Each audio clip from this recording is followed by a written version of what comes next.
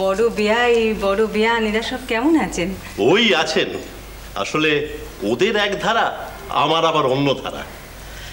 আসলে কি জানেন, আমার দাদার মধ্যে দৈবী ভাবটা একটু বেশি, আর বউঠানো ওই প্রতিগত প্রাণ, নিজে থেকে কিছুই ভাবতে পারেন না, নিশ্চিন্তে দিন কাটাচ্ছেন, ভাবছেন মেয়ে তাদের সুখেই আছে। আসলে আমার আবার সেরকম নয়, বুঝলেন তো, ছোটবেলা থেকে মেয়েটাকে কোলে পিঠে করে মানুষ করেছি তো, জানিও আপনাদের এখানে সুখে ঘর সংসার করছে, আদরে ভালোবাসায় লেপ্টেও আছে, কিন্তু তবু ওই মনটার মধ্যে একটু খচখচ করে। বুঝলেন, এই যে কাক ভরে দুকোষ পথ ঠেঙিয়ে এখানে চলে এলাম, এটা কিন্তু ওরা জানে না। ঠিক আছে ঠিক আছে।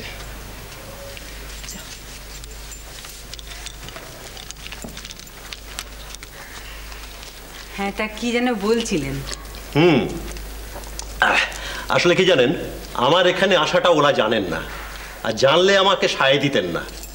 এভাবে এখানে আসাটা নাকি অন্যায়, এতে আপনাদের ছোট করা হয়। না না না, তা কেন? আমি বলি তা হোক। আমাদের মেয়ে কেমন আছে এ খবর নিতে গিয়ে কারো যদি মান যায় তো যাক। কিরে, এখানে এসে তোর খুব মন বসে গেছে দেখছি, তা কি আর করবি বল, এসব তো দেবতার বিধান। হ্যাঁ, তা বেশ বেশ। আরে সারু, তোর চোখের নিচে গালের উপরে জলের দাগ দেখছি। হ্যাঁ, সকালবেলা ঘুম থেকে উঠে খুব কান্নাকাটি করেছিস বুঝি? সে কি রে, কেন? আর বলেন কেন, সকালে ঘুম থেকে উঠে দেখেছি গা ভর্তি যা গয়না ছিল সব নেই। হ্যাঁ, তাই তো, গোড়াতে তো আমার খেয়াল পড়েনি, গেল কোথায় সব? কি বলি, ওই রাত দুপুরে যখন ঘুমোচ্ছিল তখন গদাই সব খুলে নিয়েছে। কেন?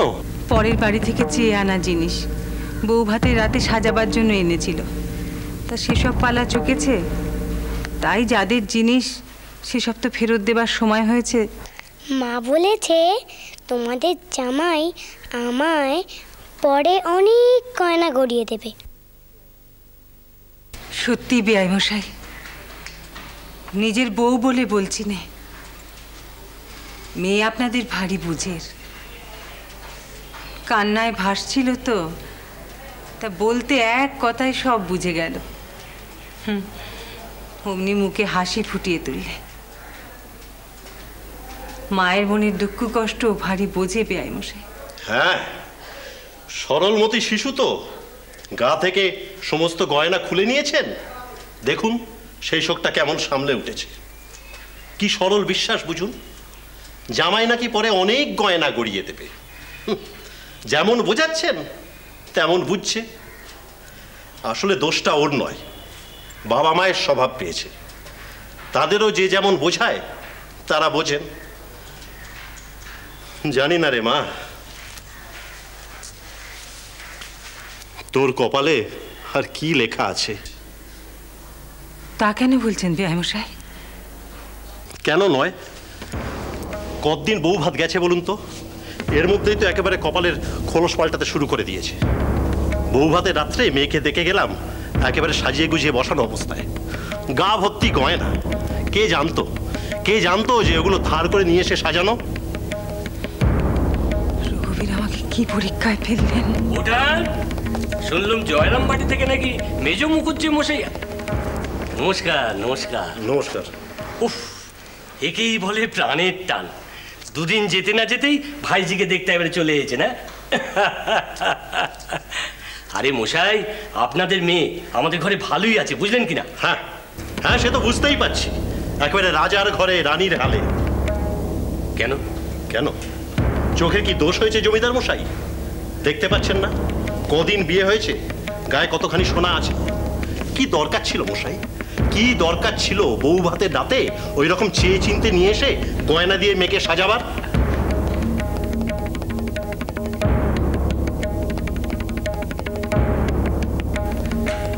এ এ কি বলছেন?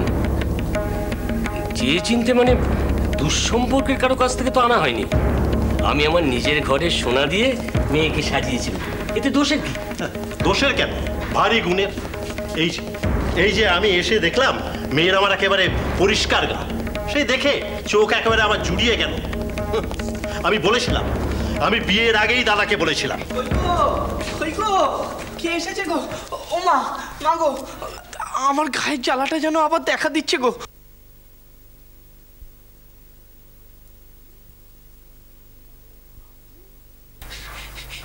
আপনি খুড়োমশাই? থাক থাক, কেমন আছেন? ওদিকে শ্বশুর বাড়ি সব খবর ভালো তো? সব কুশলে আছে তো? আমার এদিকে না আবার গায়ের জ্বালাটা যেন নতুন করে দেখা দিচ্ছে। কেমন যেন একটা পাগল পাগল আকুলি। হ্যাঁ গো, তুমি খুড়োমশাইকে বলেছো তো কাল রাতে দুষ্টু পরীটা এসে তোমার গয়না খুলে নিয়ে গেছে? কি গো? না বাবু, আপনার বাড়িতে চলুন, কিছু কথা আছে। কেন গো, এখানে বসেই বলুন না। চলুন।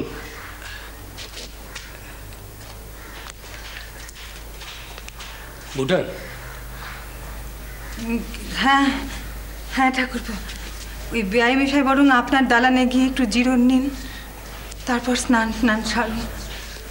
আমিও যাই ভাত টাত বসাইকে, উনি যখন এসেইছেন না খাইয়ে তো ছাড়তে পারি না। না বেয়ান না, আমি খাবো না, তবে আপনাদের বউকে স্নান করিয়ে খাইয়ে দিন। চলুন। হ্যাঁ চলুন, আসুন।